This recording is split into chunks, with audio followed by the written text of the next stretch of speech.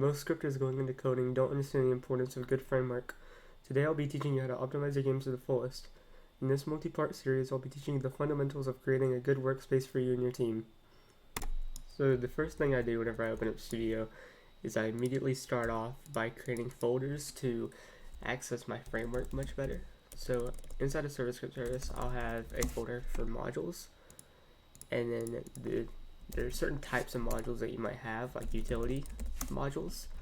You'll have shared modules, which technically you don't really need shared modules inside of a ServerScript service. So rather I'd call these like main modules.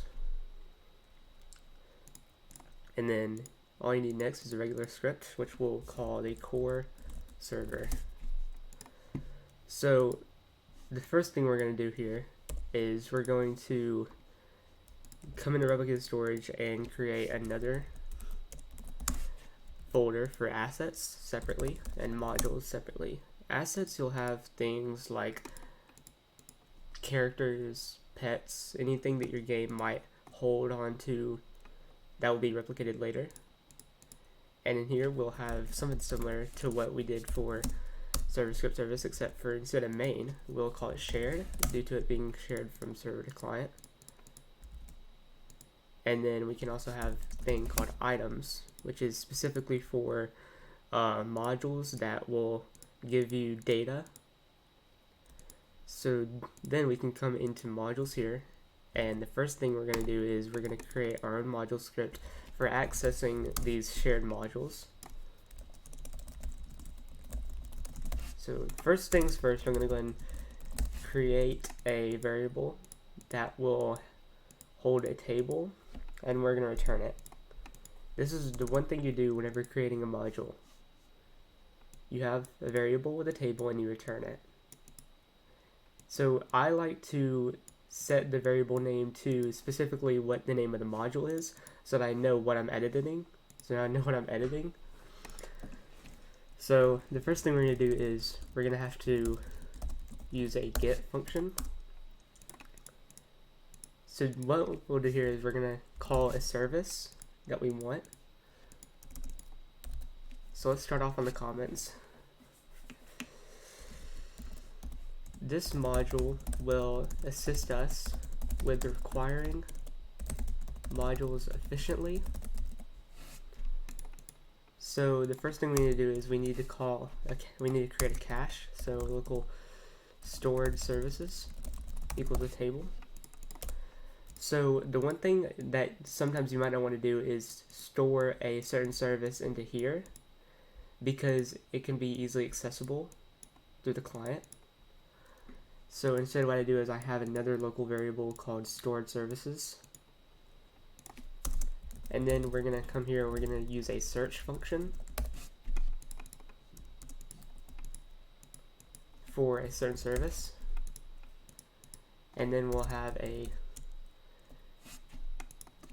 so right here, what we're going to do is we're going to have to get the service from somewhere. So the first item we're going to get, and now we're going to call _source in item get descendants.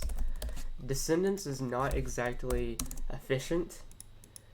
There's some issues with getting the descendants of an entire folder because there could be hundreds of items, but in this case using get descendants would be kind of easier, considering you can require modules which are in lower frameworks. So now we're going to make sure that the source we're getting is a module. So we're going to make sure if it's not a module, then we're going to use the continue point. So what this does is it's going to return back to the loop, and it's going to create a new loop. So if we had I and we printed it out, it would continue. Let's say I is 1, it would continue and go back, and I would now be 2. However, if it continues again, it would go back and I would be 3. This is like saying return for some functions, but instead it's in a for loop. So now we're going to make sure that the source's name, oh whoopsies.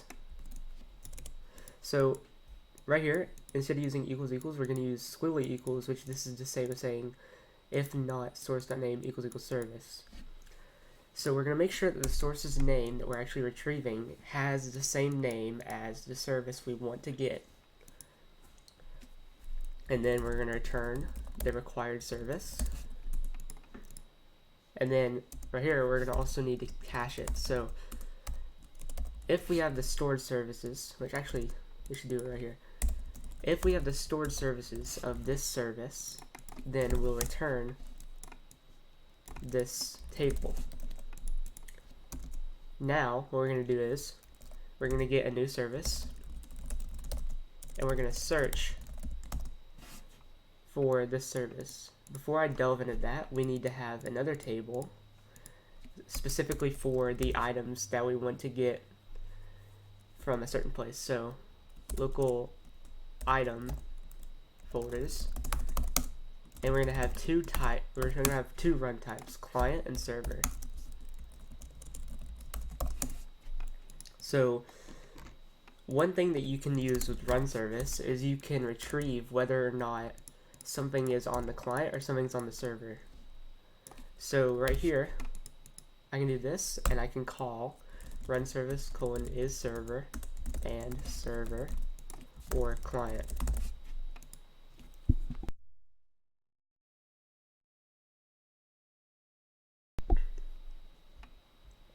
So now, here, what we're going to do next is we're going to add into the client, we're going to add the local player,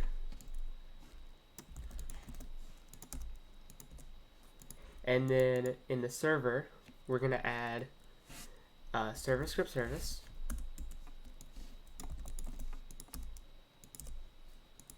and we're going to add replicated storage. And replicated storage will be shared among server and client. And so you can see here where I have modules. The first thing we're going to do is we're going to get local shared modules equals replicated storage find first child modules. And the reason why we're using find first child is because inside of the server,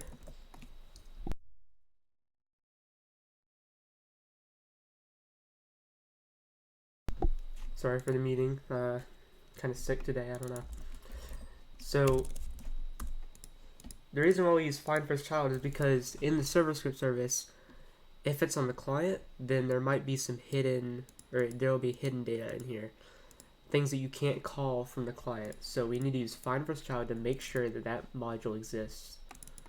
So now, instead of calling replicated storage and server script service, we're going to call the modules. That way, if we use get descendants, it will not load so much of the same, it'll not load such a big table. Now, we can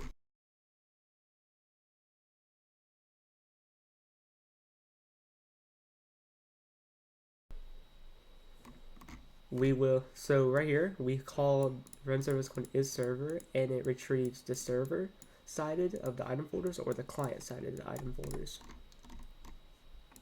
Now, if we come here to new service, we're just going to see if not new service, continue. And what we're going to do next is we're going to cache, we're going to break it, and then we're going to cache that stored service as a new service.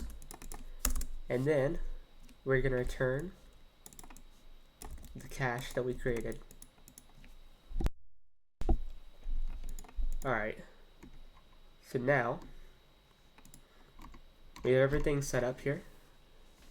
And the first thing I'm going to do is I'm going to make a brand new module that's stored for data. Actually, no. We'll do that in another part. I'm going to just create a brand new module, like a utility, and we're going to have this as a print module, just for testing. For modules, you can really return anything that you want that will be accessed later, like a function. You can also return a string, you can return a number, you can return anything, not specifically just tables. So now here, we're going to return a function, and then we'll have a print statement right here that says printed out. And this right here is called local arguments or variable arguments.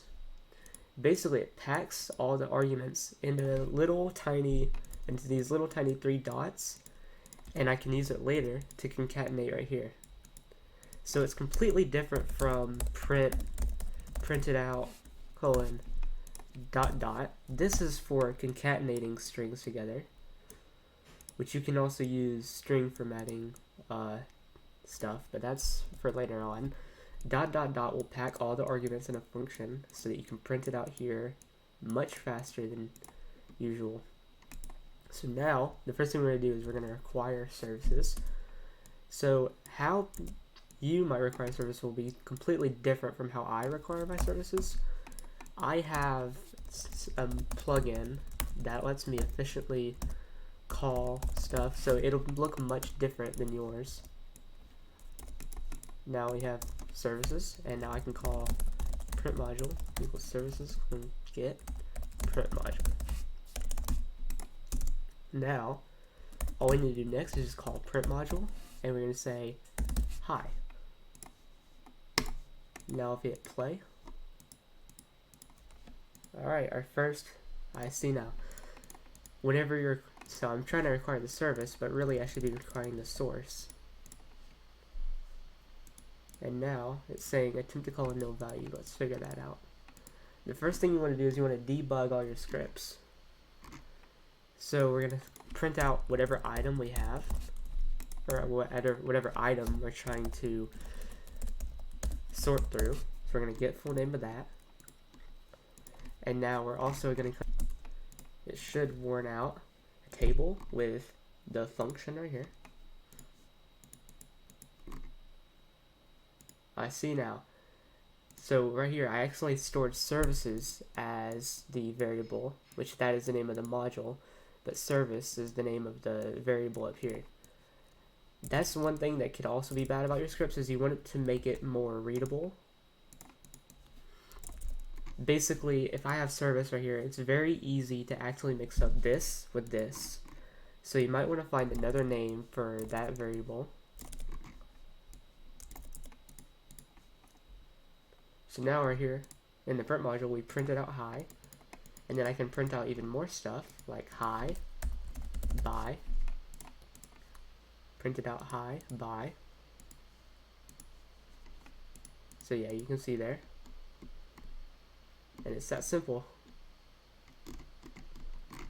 Alright, that was the first part of this series. I'll see you later.